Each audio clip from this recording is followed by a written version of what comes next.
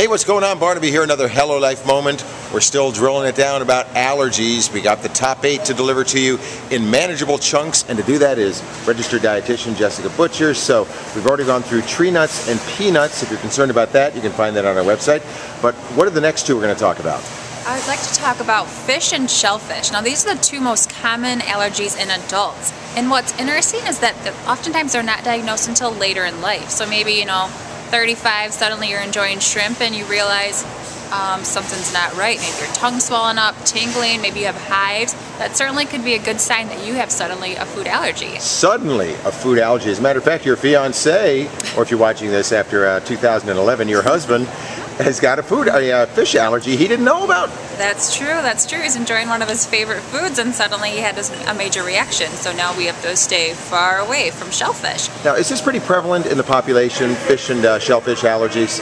Well, it's not as prevalent as you might think, is the rate that we actually hear about food allergy reactions, but shellfish is the most common reaction in adults, and yet it's still in only 2% of American adults. Well, it's interesting because you don't necessarily have to eat the fish or the shellfish to have an allergic reaction. Explain that to me. That's true. Let's say you're in a seafood restaurant. If they're steaming up lots of tasty smells in the air and maybe some of those vapors from that fish they're cooking make it over in the air, if that reaches you, that can cause a reaction in itself. It only takes this tiny vapor to cause that reaction. That is crazy. So you should steer clear of seafood restaurants if you are fish intolerant. That may be a good idea. Otherwise, at least talk with the people in the back of the house to make sure they know that you're coming in with that allergy and they can give you that clear warning. Okay, and now let's say you love seafood so desperately you think, well, I'm going to grab some imitation seafood because it is, after all, imitation.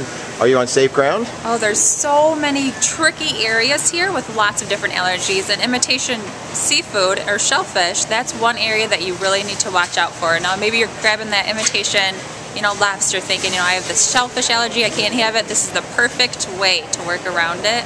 That's not the case, because oftentimes they may use flavorings of shellfish or fish, otherwise even parts of maybe a less expensive shellfish or fish that they want to use in that ingredient to still cause that reaction. Well, I'll tell you what, I have a bit of fish breath every day because I take a fish oil supplement, so I guess if you're fish intolerant, forget about that, right? Right. If you do have an allergy to seafood or to fish in particular, then you do want to watch out for your fish oil supplements, so maybe opt for a vegetarian source, maybe a flaxseed oil supplement instead.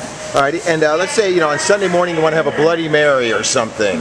Forget the Worcestershire sauce, somebody once told me? Yeah, that could have some fish ingredients in there too, and same with Caesar dressing. So you really do need to watch out on the different labels of your products and always look for that common allergen statement on the ingredients, because it is required by law to have that listed out commonly in plain terms on the allergen label.